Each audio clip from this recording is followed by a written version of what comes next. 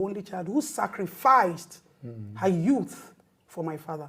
I'm the one who will go to school in the morning, come back and make food for my dad, you know, massage his body. It got to a point, my friends were like, oh, my babe, wake up now, waiting they worry you and your papa, now you they marry your father. Oh, really? Yes. So the same me that, my father went and dumped me with Pastor T.B. Joshua. At some point, my father packed me. He didn't bother about education. Right. My father packed me and said, you know what, this girl, go and live with Pastor T.B. Joshua, synagogue. So my father took me single until my mom came and said, leave this picking for me. Give me. Sending you to T.B. Joshua, did you think he was doing a good thing for you? My dad thought he was helping me to build. Coming from a very wealthy, rich home.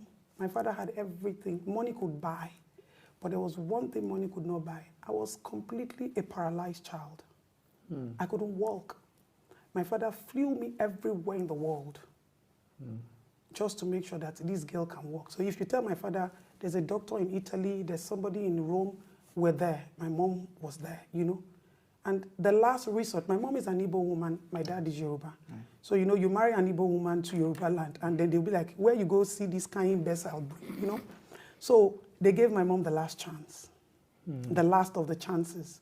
So the last chance was, there's a place in Italy, they're going to take her and then they're going to make her walk. So who gave her the last? Her in-laws, your father's family? My father's family and my father. So, okay, so once this doesn't work, take this child and go back to your Igbo land. Wow. You know? So they went to Italy, they took me to Italy.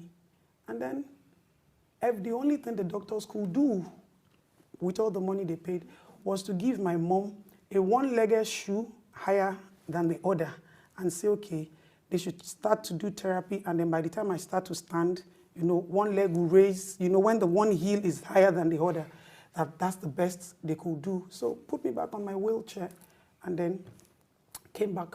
For one reason, I think I'm the only child my father spent so much time and effort getting to the root of who she is. So if you're telling me that my dad apologized, my dad never apologized. As a matter of fact, from all the children that my dad had, I was the only first and only person that on the day they were naming me, armed robbers came to attack my father to the point that my father jumped fence.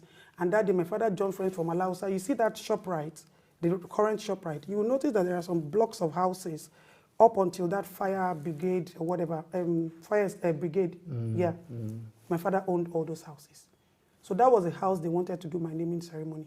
Armed robbers came to attack them there. My father jumped fence, found his way to highway, got to Illusion, and that was the last time my father slept in Lagos. Sorry, this is a wild story. So wait. He left you and jumped the fence? My father left me, my mom. My father jumped fence, saved his own life, got into his car with his driver, went straight to hometown Illusion. So from the time I have been born, I have been mystery to both my parents. Right. Do you understand? So which of it is my father going to apologize for? Now let me burst your bubbles. So by the time all his children, his all 10 children, had made it in life, America, London, I was in Ogun State University. I now became the only child who sacrificed her youth for my father. I'm the one who will go to school in the morning, come back and make food for my dad, you know, massage his body.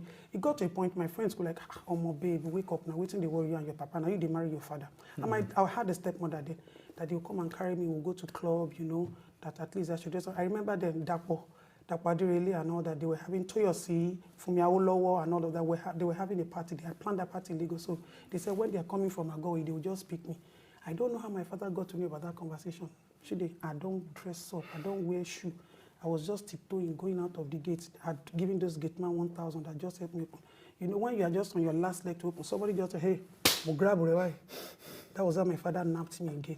Oh yeah, I'll give you 2,500. You are not going anywhere. You know, so it was still the same me. The day my father died, he died in my hands. Oh, really? Yes. So the same me that, my father went and dumped me with Pastor T.B. Joshua. At some point, my father packed me. He didn't bother about education. Right. My father packed me and said, you know what, this girl, go and live with Pastor T.B. Joshua, synagogue. So my father took me single until my mom came and said, leave this picking for me. Give me.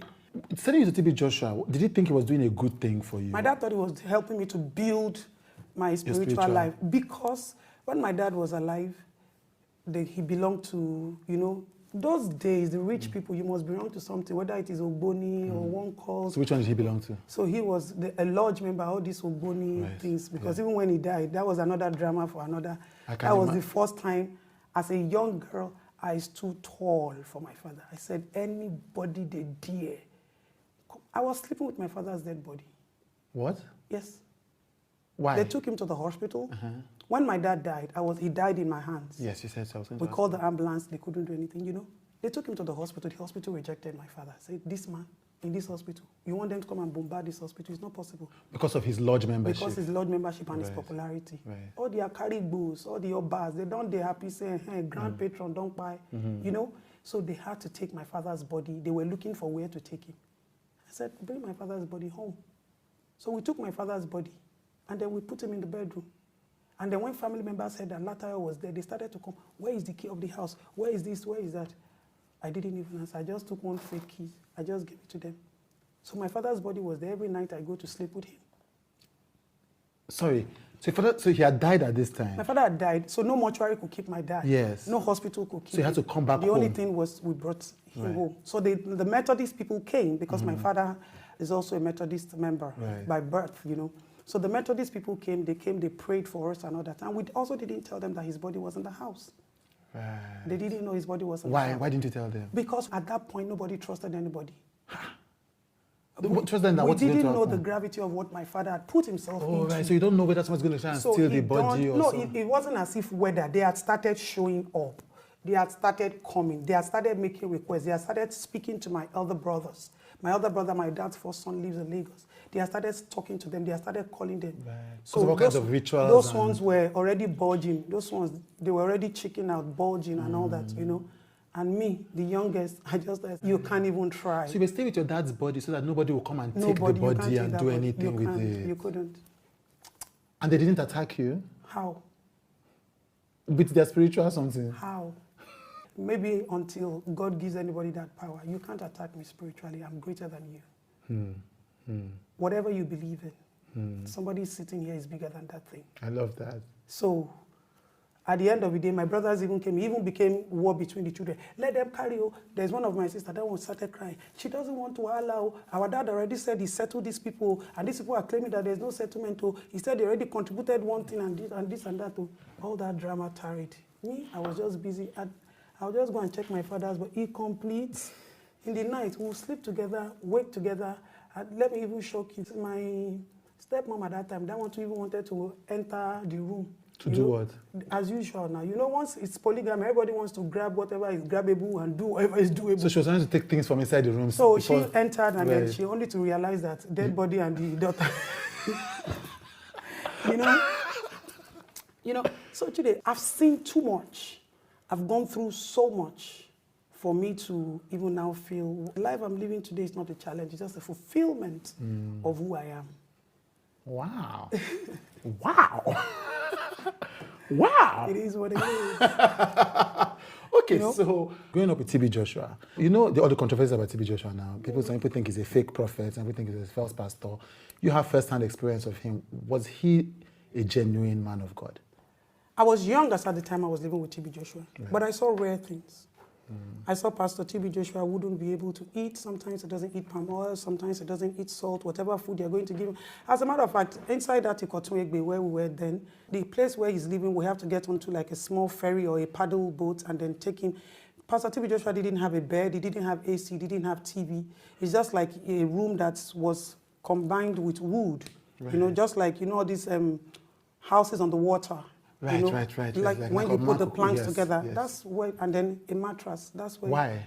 That's the life he was living as at the time I was there, you know. And then if he wants to come to the church, they bring him to the church. He has an office inside the church as well, but if he has to sleep and all of that, he goes there. I remember his daughter, Tokbe. I remember his wife. For a very long time, I never saw the wife coming close. And I asked that question, said, when you're, that there's nothing like sexual. He cannot have sex with his wife. Oh, there's nothing like sexual. That's when you're spiritual, you're clean, you know. So how do you get the children? No, like there are times where he has to step stay. aside. Okay, yes, right. and then I think it got to a point in his life where that wasn't obviously happening. anymore, you know. But what wasn't happening anymore? Like the separation? Maybe sex and all of that. So I must have stopped having sex at some point. Pastor TB Joshua got to a point where his life was even controlled, even his preachings. Obviously, TB Joshua is a very, very spiritual being. Though the relationship between Pastor TB and Joshua and I and my dad was different because, you know, my dad was a spiritual, craven person.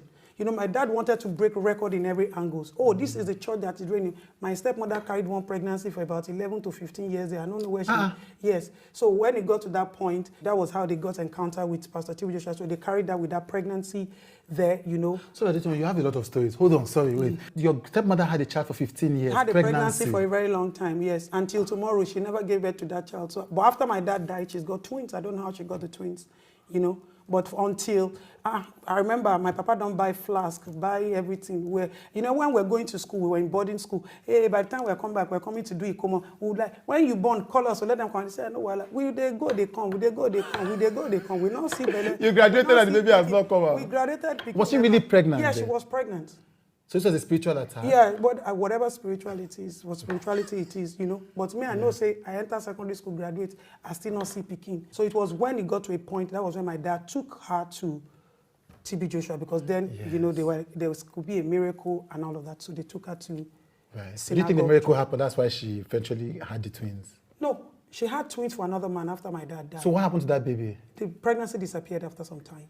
So we didn't see anything anymore. So that must have been a spiritual intervention. So that was a spiritual intervention. Okay, so you did answer the question. So do you think that TB Joshua, so he was a spiritual man? Yes. TB Joshua was a spiritual man. Yeah, but do you think he was a genuine man? See, let me tell you something about spirituality. God uses spirituality in different ways. Why do you think that the blog, c0rp'se, is on your matter? You know, because, so in researching for this interview, they've said some really heavy things. They've said that you're a member of Ogboni. Now, it makes sense. I mean, you've mentioned your dad, so maybe that's what they could say. You're a member of Ogboni. They've called you a former call girl. Is there any truth to any of these allegations they've made? And what exactly is the fight that you and this blogger have? Number one, you and I, nobody knows who c0rp'se is, number one. Right. Number two, I'm sure there's something they always say on social media, come with receipts. Nobody, upon everything that has been said about me, there has not been a single receipt. So whoever that blogger is just trying to change the narrative of me as just a Adetoun. Like when they started to talk about myself and my husband, his ex-wife ran to him, Madam, you have failed in court. Spiritually, you have failed. This is a woman who has appeared to me in America as a cat. This is a woman who would appear to me in the middle of the night. Sometimes my husband will be like, what is all this fight? I will tell my husband, listen, the only reason why I just overlooked this woman, I have not gone into prayer and fast, because she's got kids for you. I have been invited by the leaders of witchcrafts before. Before election, there was no Atiku, there was no Peter Obi. They were after my life because of the way I fight. Who was there? Who is there? Politicians. Right. Because of the way I also come to attack them. My husband used to work with them. As at the time I met my husband, he was not working with the government anymore. And he's a technocrat. But they keep looking at it that, you be Lagos boy now, you be APC, your wife not supposed to do the, follow your wife, talk now, calm her down. And one day, when one of them called, my husband said, you know what, the only thing people can do to this woman that I know can stop this, if you can take her to India and let them drain her blood and put another blood, so that by the time she wakes up, she would have lost memory. That because even me that I am her husband, living with her, I don't understand how she does this thing. And I was able to fight and conquer. I had 14 miscarriages. 14 times, 14 miscarriages with all my receipts, my scan. For your husband? Yes. This is 8 years. I get that. So just to clarify the story, are you saying or implying that your mother-in-law was behind the miscarriages? Stepmother. Whatever spiritual battles they were doing. Sometimes she would appear to me in the dream and she would start to beat me with broom. Right. Sometimes when we go into court, she would just turn into... She appeared to me in America as a cat. My friend ran out until tomorrow. My friend can't sleep in that house. Saw her live. You said Mohbad was speaking to you and was telling you things. So I want you to explain what your inspiration was for getting involved in the whole Mohbad matter. When Mohbad started to come to me, the only thing that weakened me about Mohbad was when he said, you know you are too creature. You can help me. The minute that boy said that thing. And so because this after he had passed, so this was his spirit talking to you. Yes, this was on the, I think it was on the 12th. No, was it on the 15th or there, about 12, 13, 15, I can't remember, because I released a song, my Calvary song, Yes. on the 11th. Yes. And then this happened, and then I just told all the bloggers, stop. Even before I came on the issue that somebody has died last month, I told my PR, pause. I told Tunde, all of you should pause on publishing, and that somebody, a young person just died, and we are all saying it. Let's pay respect, until he came to meet me. So it was when he said that but you know you are a two-person. I was weak. He specifically told me what he wanted. He said, I lost track in life. Okay. I was chasing what I never needed because I thought I needed to get to where I'm not supposed to get to. This is my path. This is where I went to. But the problem is, now, I can't go to heaven and I can't rest. I am just like a whirlwind everywhere. I just want to rest where there is solace. That was all he first said to me. His spirit identified that you had these powers, and the spirit thought that you could be able to bring him back from the dead. But I wouldn't do that. But you couldn't. So the whole process of that whole thing achieved nothing then? The whole process of that thing achieved a lot. Okay, what was the thing that it achieved? But they didn't allow me to talk, and I kept quiet. I Who didn't allow wanted you to to. talk? You see the way the social media people started to do this, do this. Can you tell, at least share with me? Today, I'm not social media people. today, whether you're social media people or not, Mohbad is dead. Yes. Mohbad said a lot. Right. The time when I wanted to talk, Right. I didn't. That didn't mean that I didn't do a lot behind as a person. So the thing that... What Mohbad wanted is more of a spiritual thing, and told me a lot of things that led to his death, how everything transpired and all of that, Right. which I took my time and I listened. I went to 5 different mountains. And you know the funny thing? I even posted it on my status. When we were leaving F1 Laye, he came clear on the sky. I wasn't only the one who saw him, even the other pastors saw him.